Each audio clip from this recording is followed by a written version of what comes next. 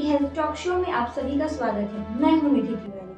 आप सभी ने ज़रूर देखा होगा कि लोग अक्सर छोटी मोटी बीमारियों को बहुत ज़्यादा इग्नोर कर देते हैं। ऐसे ही लोग इग्नोर कर देते हैं गले में होने वाली गांठ को, लेकिन ये इग्नोर करने वाली चीज़ नहीं है, क्योंकि गले में होने वाली गांठ कभी कभी हो सकती है कैंसर भी।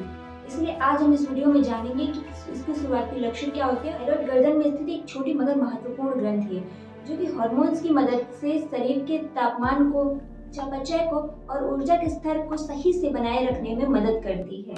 हालांकि ऐसा भी होता है कि जो ये थायराइड नोड्यूल्स नाम की छोटी छोटी गांठें होती हैं, ये कभी कभी ग्रंथ के भीतर भी बन जाती हैं, जिसके कारण से बहुत बड़ा नुकसान होता है इंसान के शरीर में। यदि आपका कोई परिचित इससे ग्रसित है तो आप अकेले नहीं हैं। लगभग 50 से 60% लोग ऐसे हैं जिन्होंने अपने जीवन में कभी न कभी थायराइड नोड्यूल का अनुभव किया ही होगा। लेकिन राहत की बात यहाँ पर यह है कि ज्यादातर मामलों में ये नोड्यूल सौम्य और हानि रहित होते हैं। जीनोम में वैज्ञानिक मामलों के प्रमुख डॉक्टर सुरुचि अग्रवाल ने ये साझा किया कि जीनोम में हमारी प्रगति और थायराइड नोड्यूल से जुड़ी हुई सारी स्थितियों में अब हमारी समझ काफी विकसित हो रही है। इसीलिए इस स्थिति में निदान के जोखिम का आकलन करने और उपचार करने के तरीके में काफी क्रांतिकारी बदलाव आ रहे हैं। थायराइड नोड्यूल का पता बार बार होने वाले लक्षणों से चलता है, जैसे कि निगलने में दिक्कत होना, गले में सूजन रहना या फिर आवाज का बदल जाना। इन सब लक्षणों के साथ कोई भी मरीज अगर डॉक्टर के पास पहुंचता है तो उसका उपचार नोड्यूल के विकल्प के अनुसार किया जाता है, यानी नोड्यूल किस स्थिति में है अभी उसके अनुसार किया जाता है। यदि नोड्यूल सौम्य है तो तत्काल स्वास्थ्य से जोखिम हट जाता है, जिसके कारण से सर्जिकल हस्तक्षेप की कोई जरूरत नहीं होती, यानी किसी भी प्रकार की सर्जरी कराने की कोई जरूरत नहीं होती। हालांकि जो घातक मामले होते हैं वो सिर्फ 5 से 10% होते हैं, जिनमें की स्थिति बहुत ज्यादा ही घातक हो जाती है, जिसमें ये कैंसर होने की संभावना होती है या कैंसर भी हो सकता है।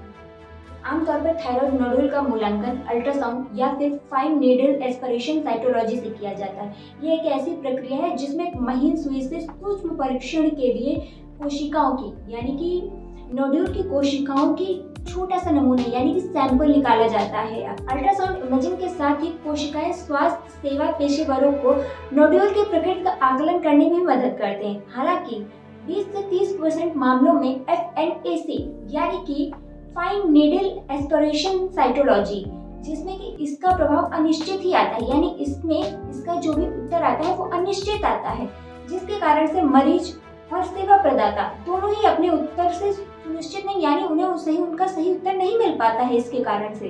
और इसी अनिश्चितता के कारण नोड्यूल की अनावश्यक सर्जरी हो जाती है, जो कि सौम्य थी, जिसमें जरूरत भी नहीं थी सर्जरी की। सही चीज ना पता होने के कारण उसकी सर्जरी हो जाती है। इस चुनौती का समाधान करने के लिए सेवा स्वास्थ्य पेशेवर अब उत्पन्न आणविक परीक्षण का उपयोग करते हैं, जो आनुवंशिक उत्परिवर्तन या घातकता के संकेत देने वाले या अन्य पैटर्न को फॉलो करके नोड्यूल का विश्लेषण करने वाले होते हैं। तो ऐसी जो चीजें आपको छोटी लगनी, जरूरी नहीं वो शायद छोटी हो, ऐसी छोटी छोटी चीजों पे आप विशेष ध्यान दें। अपने स्वास्थ्य का, शरीर का ख्याल रखें। आपके स्वास्थ्य पे, शरीर में क्या बदलाव आ रहा है उस पर ध्यान रखें।